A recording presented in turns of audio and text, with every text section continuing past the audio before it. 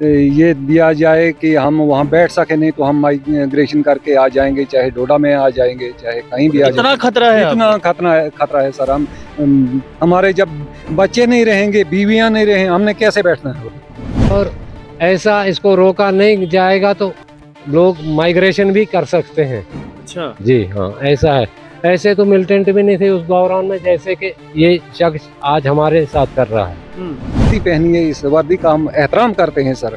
ये इस वर्दी की वजह से दुनिया बड़े चैन से सोती है, लेकिन उसने ऐसे सुलाया मेरी औरत को, लंबी नींद से शायद सो जाती सर। पकड़ा बीवी को, और राकेश कुमार ने, उसके पास डंडा था सर, तो डंडा मेरी बीवी को मारा सर पर, तो सिर पे मार दिया। हाँ, सिर पे मार दिया सर। उसकी बुरी हालत है।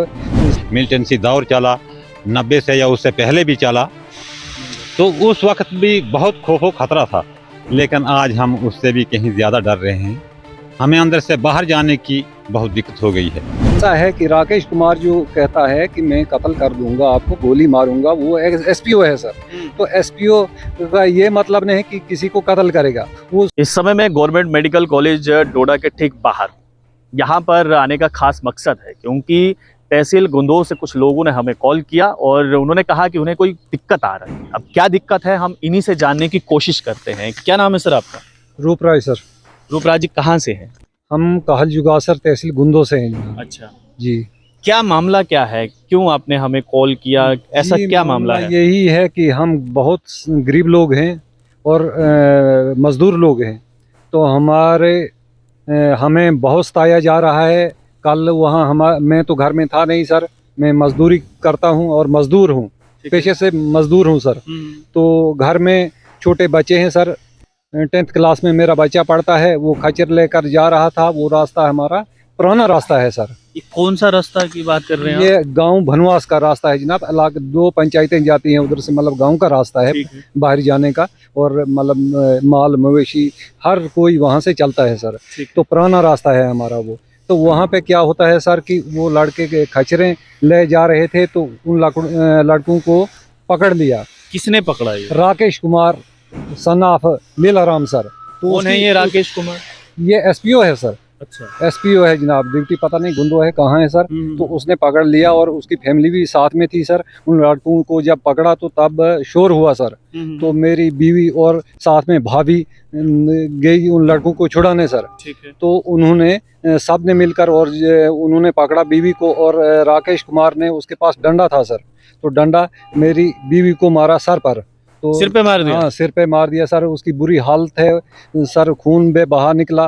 तब तक शोर हो गया, उस वहाँ से लोगों ने उठा कर लाया। मैं तो घर में था नहीं सर, टिपरी हॉस्पिटल में। तो वहाँ डॉक्टर साहब कहते हैं जी हमारे पास की बात नहीं है, आप चंगा चले जाओ। तो वहाँ से चंगा लाया सर। उन्होंने भी उधर एडमिट न किया ना कोई कुछ जनाब। कहते आप गुंदो चले जाओ। गुंदो से भी सर वहाँ भी नहीं, कहते डोडा चला जाओ। तो अभी मैं डोडा में हूँ सर। तो वो बीवी जो है अस्पताल में एडमिट है। आपकी मिसेज अंदर है अंदर है हॉस्पिटल सर, उसको चेक कर सकते हैं, देख सकते हैं सर। बुरी हालत है उसकी और काफी चोट लगी है सर। ये राकेश जो आप नाम कर ले रहे हैं जिस शख्स का, जी इसने क्यों मारा है? सर, वो रास्ता बंद करना चाहते हैं वहाँ, और जब भी घर में आता है वो वहाँ हमला करता है, कहता है ये ज़मीन मेरी है, ये रास्ता मेरा है सर। तो ऐसी बात नहीं, हम तो मेरी करते नहीं है। वो रास्ता है अवाम का रास्ता है, या गवर्नमेंट मतलब कि हम सरकार का रास्ता है सर। तो स्टेट लैंड जगह भी स्टेट लैंड है, लेकिन उससे हमें मतलब नहीं। हम तो नहीं कहते हैं कि ये किसकी है, तो हमें चाहिए रास्ता, और रास्ता पुराना रास्ता, ये नहीं कि नया हम ढूंढ रहे हैं सर। तो यही वो हमला करते रहते हैं सर। तो ऐसा है कि राकेश कुमार जो कहता है कि मैं कत्ल कर दूंगा, आपको गोली मारूंगा, वो एसपीओ है सर। तो एसपीओ का ये मतलब नहीं है कि किसी को कत्ल करेगा। वो उसने तो रखवाली करनी है सर, जिसलिए ये वर्दी पहनी है। इस वर्दी का हम एहतराम करते हैं सर। ये इस वर्दी की वजह से दुनिया बड़े चैन से सोती है, लेकिन उसने ऐसे सुलाया मेरी औरत को, लंबी नींद से शायद सो जाती सर। ऐसी चोट मारी है सर उसने।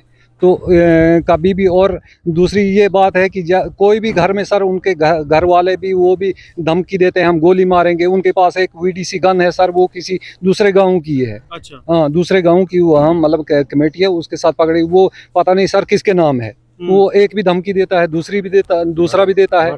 तो लड़का जो है जिसके नाम सुना है हमने कि वो कहीं स्कूल में पढ़ रहा है, जम्मू के भदरवा पढ़ रहा है सर, तो उसकी भी धमकी देते हैं सर। उसका भी कभी भी वो किसी को मार सकता है। मैं अच्छा, मतलब जो वीडीसी गन है वो किसी बच्चे के नाम पर है जो बच्चे स्कूल के में नाम- पढ़ता है। हाँ सर, बच्चे के नाम पे है और लड़का कहीं जम्मू भदरवा में पता नहीं अच्छा। कहाँ है सर। तो कैसे दी गई सर उस छोटे बच्चे के पास सर?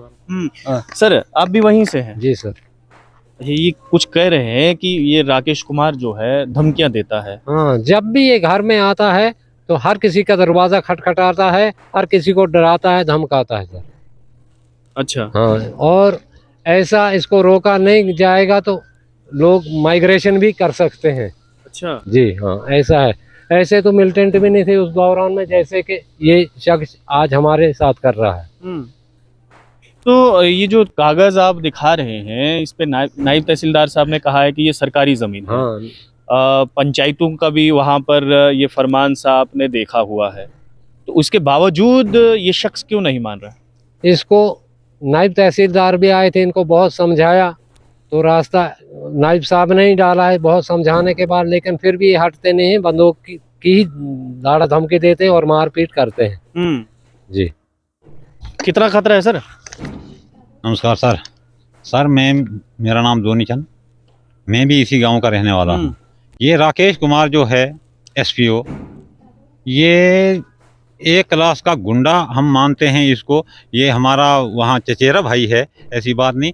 लेकिन जब भी ये घर आता है, जैसे इन्होंने बोला कि ये दरवाजे खटखटाता है, रात को आना है, दरवाजे खटखटाना है, वहाँ परिवार बीवी बच्चे जो होते हैं उनको डराता रहता है और राइफल का दाना धमकी ये देता रहता है। और वीडीसी गन जो है, जैसे इन्होंने बोला, ये हकीकत बात है। तो पहले भी वीडीसी गन इसने बहुत बार दिखाई। तो एक बार हमने एसडीएम साहब गुंदो से भी ये रिक्वेस्ट की, एप्लीकेशन दी कि सर ऐसे ऐसे ये राइफल का दाड़ा देता है और मारने पड़ता है। उन्होंने एसएचओ साहब गुंदो लिखा, एसएचओ साहब ने कहीं चौकी अफसर के लिए लिखा, फिर हम वहाँ भी गए तो बस बात उधर ही ख़त्म हो गई। हम पहले से ये फरियाद कर रहे हैं। तो सर बड़े जलील हो गए। मिलिटेंसी दौर चला 90 से या उससे पहले भी चला, तो उस वक्त भी बहुत खौफ खतरा था। लेकिन आज हम उससे भी कहीं ज़्यादा डर रहे हैं।